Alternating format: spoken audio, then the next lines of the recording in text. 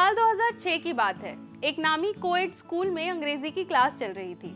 अभी अभी मास्टर्स करके निकले एडहॉक पर लगे टीचर मौखिक परीक्षा की तैयारी करवा रहे थे। टीचर एक एक करके लड़कों के नाम लेते, उन्हें टॉपिक बताते और उस पर उन्हें बोलने को कहते, उन्हें करेक्ट करते। आधा पीरियड बीत चुका था, टीचर ने एक भी लड़की का नाम नहीं लिया था। लड़कों को लगा कि टीचर तो केवल उनको जलील कर रहे हैं, ऐसे तो लड़कियां बच जाएंगी। वो चिल्लाए, सर लड़कियों से भी बुलवाइए।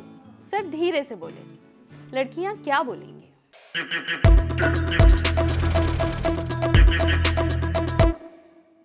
हाय, मैं हूं कुसुम। आप देख रहे हैं ऑर्डिनरी का वीकली शो हर स्टोरी, जिसमें हम सुनाते हैं औरतों और उनसे जुड़ी महत्वपूर्ण घटनाओं के किस्से। आज कहानी उस दौर की जब औरतों का पढ़ना बुरा माना जाता था। 1809 में जन्मी राजसुंदरी देवी अपनी आत्मकथा लिखने वाली भारत की पहली महिला। उनको पढ़ने की आज़ादी नहीं थी। अपने बेटे की मेज से कलम और किताब के कुछ पन्ने चुराकर वो रसोई में रखती, सबसे छुपाकर। काम के बीच जब कोई नहीं देख रहा होता तब वो लिखना और पढ़ना सीखती। अपनी आत्मकथा अमार जीवन यानी मेरा जीवन में उन्होंने लिखा है, मैं घर के काम में इतना डूबी होती थी कि मुझे पता ही नहीं होता था कि दिन रात मेरे साथ क्या हो रहा है। कुछ समय के बाद मेरे अंदर पढ़ने की इच्छा बेहद तीव्र हो गई। मुझे इस बात के लिए खुद पर गुस्सा आता था कि मैं पढ़ना क्यों चाहती हूँ। लड़कियाँ पढ़ा नहीं करती थी, ये बुरा माना जाता था। पढ़ने वाली लड़कियों से लोग घृणा करते थे।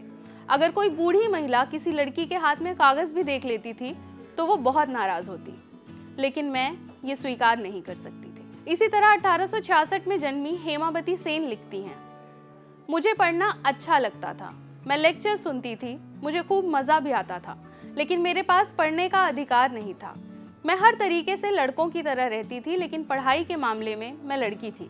तब हमारे देश में एक सुपरस्टिशन था कि पढ़ने वाली लड़कियों के पति की मौत हो जाती है, इसलिए मेरे लिए वो रास्ता पूरी तरह बंद था। हेमावती उस स्कूल के बरामदे में बैठकर लेक्चर सुनती थी जहाँ उनके भाई पढ़ते थे, क्योंकि क्लास के अंदर बैठने की इजाज़त उन्हें नहीं थी। एक दिन उस स्कूल में एक सब इंस्पेक्टर आए। उन्होंने बच्चों का मौखिक टेस्ट लिया। हेमावती ने उस टेस्ट में लड़कों से बेहतर परफॉर्म किया। इम्प्रेस होकर सब इंस्पेक्टर ने उनके पिता से बात की और उसके बाद जाकर उनकी स्कूलिंग शुरू हो पाई। हेमावती एक बाल विधवा थी, माने बचपन में ही उनकी शादी हो गई थी और उनके पति की मौत हो गई थी। बाद में हेमावती ने दूसरी शादी की और कोलकाता के कैम्पबेल मेडिकल कॉलेज से पढ़ाई करके वो डॉक्टर भी बनी। 1806 और 1866 के बीच में एक और साल आता है, 1831। इस साल 3 जनवरी को सावित्रीबाई फुले का जन्म हुआ था। जब वो 9 साल की थी तब उनकी शादी हो गई ज्योतिराव फुले से। तब ज्योतिराव 13 साल के थे। परिवार शूद्र वर्ग से आता था, लेकिन ज्योतिराव पढ़ाई में तेज थे, तो पुणे के ही एक इंग्लिश मीडियम मिशनरी स्कूल में उनकी भर्ती हुई और उनकी पढ़ाई पूरी हुई। लेकिन उनकी पत्नी या घर की दूसरी लड़कियां पढ़ नहीं सकी थी, क्योंकि उनके लिए न स्कूल थे और न कोई व्यवस्था। ज्योतिराव इसे बदलना चाहते थे।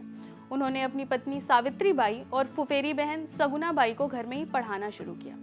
सावित्री ने घर पर ही अपनी पढ़ाई की। इसके बाद उन्होंने टीचर्स ट्रेनिंग पूरी की। 1848 में ज्योतिराव, सावित्रीबाई फुले और सगुनाबाई ने मिलकर लड़कियों के लिए एक स्कूल खोला, पुणे के भिड़ेवाड़ा में। ये लड़कियों के लिए किसी भारतीय द्वारा खोला गया पहला स्कूल था और सावित्रीबाई पहली भारतीय महिला टीचर। लेकिन उस दौर में जब लोगों का मानना ये था कि औरतें आज़ाद होने के, पढ़ाई करने के लायक नहीं हैं, तब समाज के ठेकेदार इसे पचा नहीं सके। जब सावित्रीबाई पढ़ाने जाती तो उन्हें परेशान किया जाता, गंदी गालियां दी जाती, लोग पत्थर और गोबर फेंककर उनको मारते थे।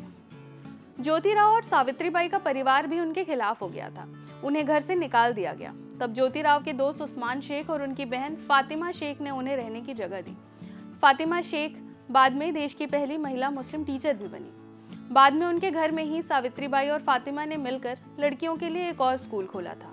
1852 तक पुणे में फुले दंपति 3 स्कूल खोल चुका था, जहां 273 लड़कियां पढ़ा करती थी। ये स्कूल डोनेशन पर चल रहे थे।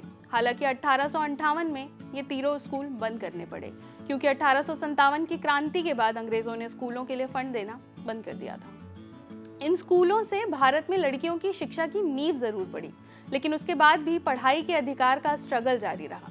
भारत में लड़कियों की शिक्षा की बात आती है तो बंगाल के बेथुन स्कूल का नाम भी प्रमुखता से आता है। ये स्कूल 1849 में कोलकाता में खोला गया था। जेई ड्रिंक वाटर बेथुन ने ये स्कूल खोला था। वो गवर्नर जनरल काउंसिल के सदस्य और काउंसिल ऑफ एजुकेशन के प्रेसिडेंट थे। ये एक ऐसा स्कूल था जहां सभी धर्म के लोग पढ़ सकते थे। बंगाली मीडियम में पढ़ाई होती थी और लड़कियां जिन बग्गियों में स्कूल जाती उनमें संस्कृत में एक श्लोक लिखा होता था, जिसका मतलब था बेटी की पढ़ाई करवाना पिता का धर्म है। वहीं दक्षिण भारत की बात करें तो स्कॉटिश चर्च सोसाइटी ने 1821 में तिरुनेलवेली में लड़कियों का पहला बोर्डिंग स्कूल शुरू किया था। 1840 में ऐसे 6 स्कूल खोल लिए गए थे और वहां करीब 200 हिंदू लड़कियां पढ़ती थी। धीरे धीरे देश के सभी हिस्सों में लड़कियों के लिए स्कूल खोले गए, कोएड स्कूल शुरू हुए और आज संविधान लड़कियों की शिक्षा के अधिकार को प्रोटेक्ट करता है।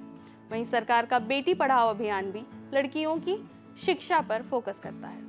पढ़ने का ये अधिकार बड़ी मुश्किल से मिला है और इसलिए हमें सजग रहना चाहिए, क्योंकि जिन विचारों ने आज से 200 साल पहले औरतों को पढ़ने नहीं दिया वो मरे नहीं हैं, बस दबे हुए हैं। मौका मिलने पर सिर उठाने लगते हैं, कभी सेफ्टी के नाम पर, कभी शादी के नाम पर, तो कभी किसी और चोगे में। कैसा लगा आपको हर स्टोरी का ये एपिसोड, मुझे ज़रूर बताइएगा। अगर आपकी नज़र में ऐसा कोई टॉपिक है जिस पर हम हर स्टोरी बता सकते हैं तो वो भी बताइएगा।